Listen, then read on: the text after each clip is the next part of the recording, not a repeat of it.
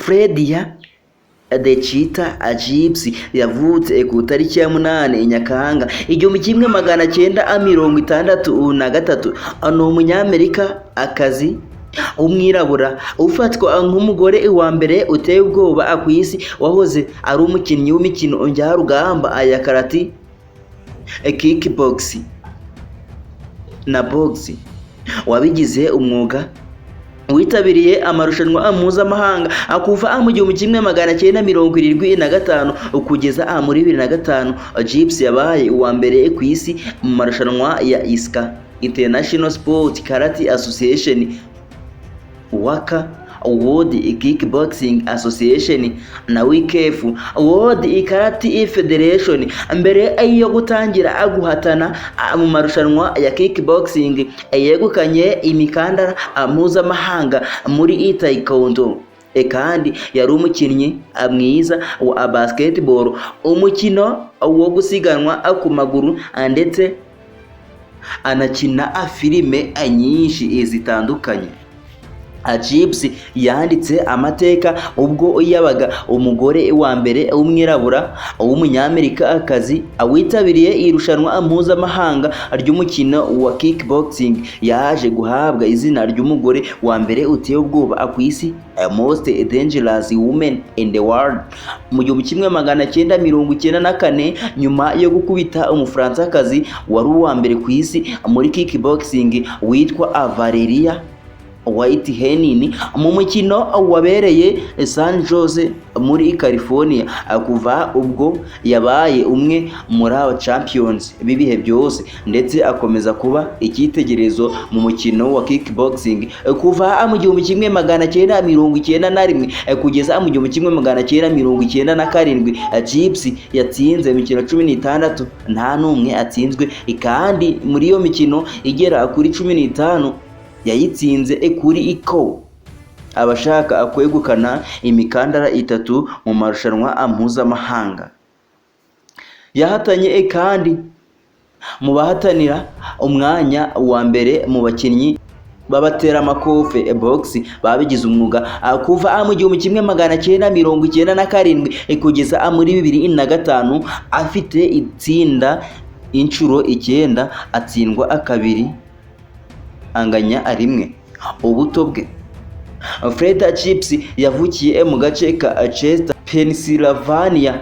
Ku ishuri ahabwa akabyiniro ka The Cheetah, inyamaswa ya mbere ku isi mu mvuduko ijya gusa nk'ingwe, kubera ukuntu ayirukanka mu marushanwa yo gusiganwa. Ishuri rya Chester High School ryise ikipe yaryo yo gusiganwa ku maguru Cheetahs, biturutse kuri Gypsy. Nyuma yo gusoza amashuri yisumbuye, Gypsy yagiye kwiga muri kaminuza ya Temple muri Philadelphia.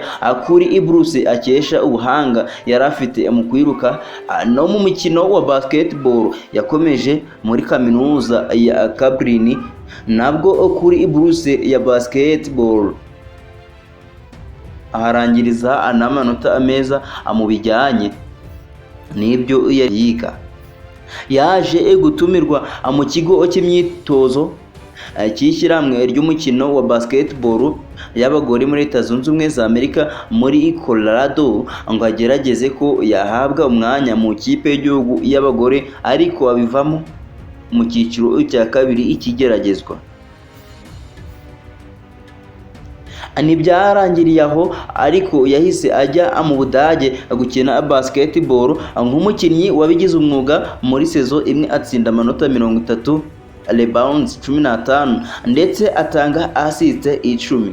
Gypsy muri karate. Gypsy yatangiye kwitoza karate mu cyiciro cya Jeet Kune Do Aikido mu shuri rya Queenstown Martial Arts School riherereye aho yavukiye muri Chester, Pennsylvania. Yize uyu mukino njyarugamba ashaka kwiyubakira icyizere bitewe n'uko yakundaga gusererezwa n'abanyeshuri bagenzi be.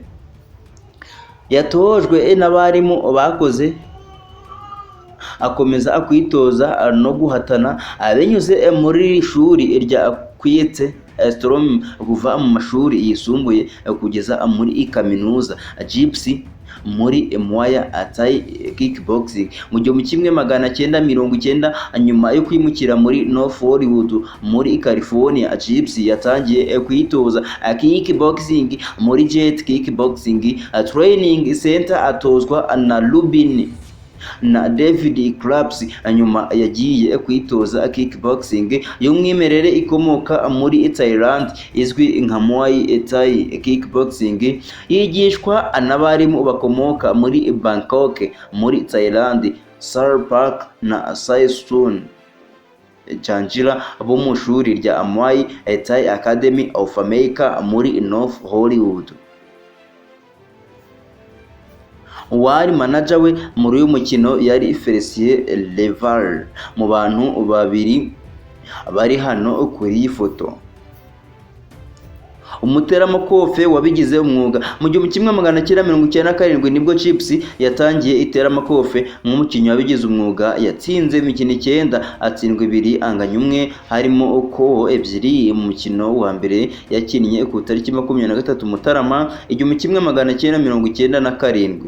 Yahuye na Maria Fortaleza Lesion bakina round enye. Bitewe no gutegurwa nabi, Gypsy yatangiye guhatanira umwanya wa mbere ahura na Ryan mu gihe yararimo aranafata amashusho ya filime yiswe Knockout.